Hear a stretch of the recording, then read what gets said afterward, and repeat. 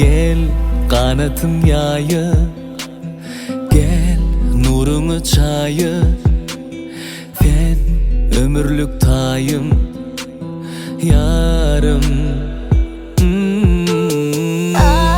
Günleri beslep, pek günleri beslep baktım seni, seviyorum seni.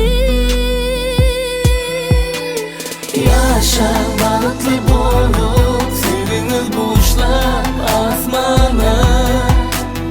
Ömür düşürdü bugün, gülümden yarın Rahmana.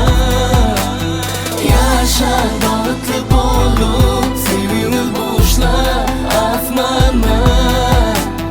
Ömür düşürdü bugün, gülümden yarın Rahmana.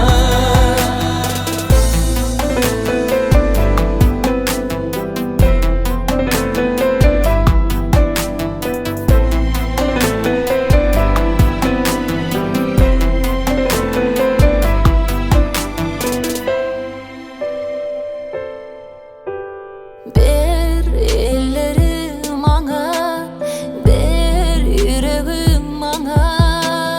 Al bu ömrüm sana canım. Sen ömrümün nuri, gel aşıklar yali. Baktım seni, seviyorum seni. Yaşa balıklı bolup, sevinir boşlap asmana. Ömür düşürdü bugün, gülümden yarın Rahmana. Yaşa balıklı bolup, sevinir boşlap asmana. Ömür düşürdü bugün, gülümden yarın Rahmana.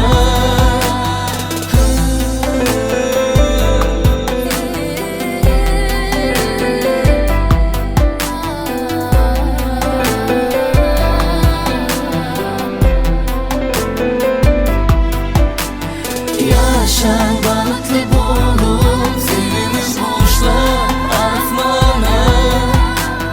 Ömür düşürdü bugün, gülümden yarın